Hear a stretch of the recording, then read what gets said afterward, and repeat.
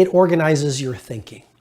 You see, you ask most people, you ask average performers, what are your top 5 visions? Or what are your top 5 values? Or what's your big 5 for this year? Or what do you want your life to stand for? Or what are the 5 things that make you happiest? Or what are the 3 foods that fuel your energy? Or who are the 7 people you would most like to meet to lift your game so you own your marketplace? And they'll say, great question. I don't know. And the point is simply this. Vague thinking leads to vague production. I'm going to say that again because it's so important. Vague thinking leads to vague production. And so clarity breeds mastery. So the first reason to journal, like write about your day, write about your ambitions, write about what you just learned from that wonderful conversation. I had a mastermind conversation with a friend a few days ago. And after that, I sat down for probably 3 hours with my black journal and I wrote, I think it was 23 learning points that I received from that mastermind. And so that organizes my thinking and it breeds incredible levels of clarity. And with better clarity, you can make better decisions in your business life and in your personal life. And with better decisions, you're going to see these better choices. So the first reason I encourage you to journal is it'll organize your thinking. The second reason I encourage you to journal, it fosters hope.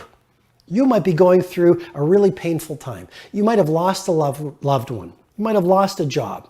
You might have faced one of life's inevitable disappointments, which actually, adversity is an opportunity for mastery to the A player. But anyway, maybe you're suffering right now.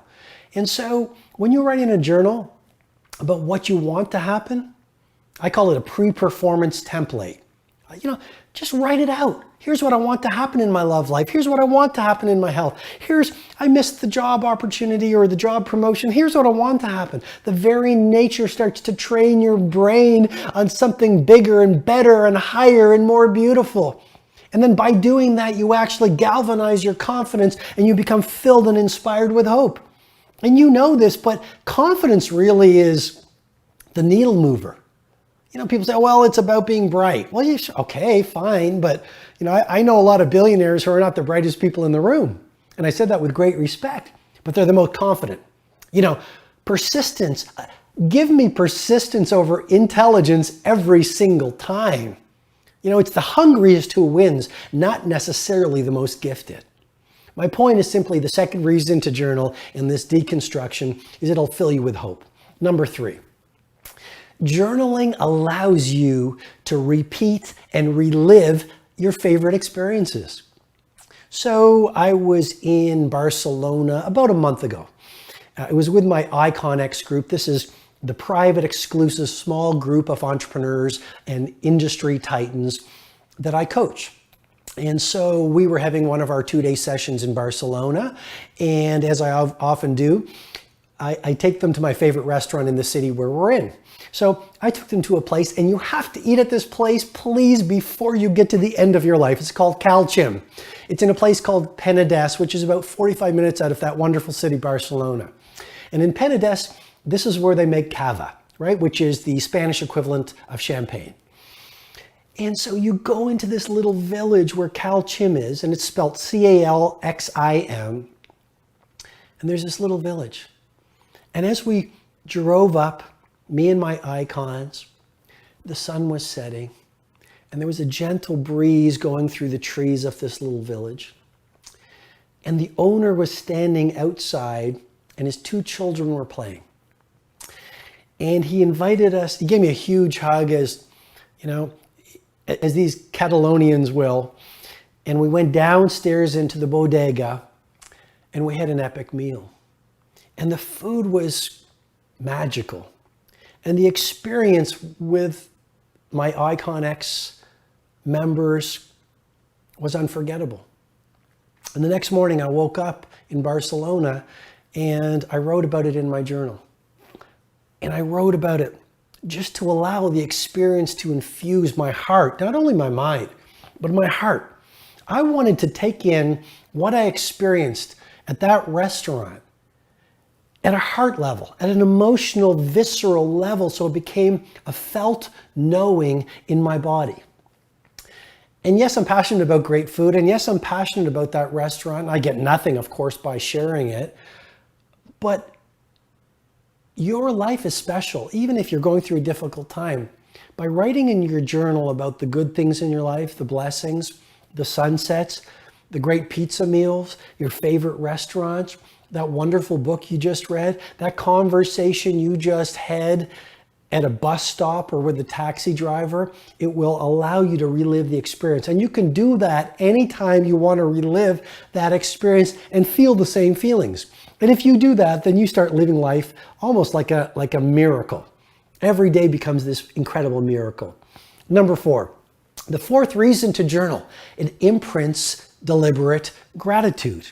You see, gratitude is a muscle. I'm going to repeat that again because it's so important. Gratitude is a muscle. The more you go to the gym of celebrating your blessings, the stronger your muscle internally of gratitude will grow. And you might say, Robin, you teach leadership to the Fortune 500, you teach elite performance to professional athletes in professional sports, for example. Why are you talking about gratitude? Well, if you look at the work of a lot of the storied and most celebrated positive psychologists, they will use a term called deliberate gratitude. And what they found is the happiest people are the people who make the time to deliberately celebrate gratitude. And happy people get big things done. Happy people are the most creative. Happy people are the least toxic. Happy people are the best entrepreneurs or team leaders within organizations. Happy people have the most fire in their belly. Happy people have the most grit, which is that trait, Angela Lee Duckworth's term about that trait of people who get the most things done. So my point is, in your journaling, if every day you take the time to record 10 things that are great about my life, 10 things that I'd love to focus on. It could be, I have 2 legs. If you're blessed to have 2 legs, it could be you have good eyesight in a world where a lot of people have glaucoma. It could be that you have income in a world where a large percentage of the world is existing on $2 a day. If you have food in your belly, you are a blessed human being. If you have a roof under your head, you are a very fortunate person indeed. And so it's the psychological term is called hedonic adaptation. You get a new car and you love the new car until it becomes your new normal. You buy a new house or you have a roof over your head if you were homeless and you take it for granted. That's hedonic adaptation. It's a survival instinct that we have to fight. And how do you fight taking things for granted? Hedonic adaptation. The reply or the way you fight it is deliberate gratitude. And I am writing almost every day in my journal about what I'm grateful for. My loved ones. I have an extraordinary family who I adore. I am blessed to do these podcasts. I'm blessed to do these mastery sessions, to be of service to so many people. I am blessed to be an influencer on Facebook, where millions of people are going to my Facebook page every single day. I am blessed to have great health. I am blessed to do work I love. I am blessed to be able to eat food that makes me happy. I am blessed to have a home full of books. A home full of great learning materials, and a home that inspires you is a beautiful home, even if it's a 1-bedroom apartment or a hut. There's an image I saw the other day, these African school children, and they're reading under street lights. They don't have any electricity in their homes.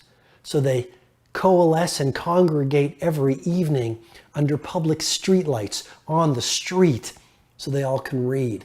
That's how much they want to learn. And that moves me, even sharing it with you here today. And you are probably in a place where you have electricity in your home and you can read every night. Do you take the time to celebrate it?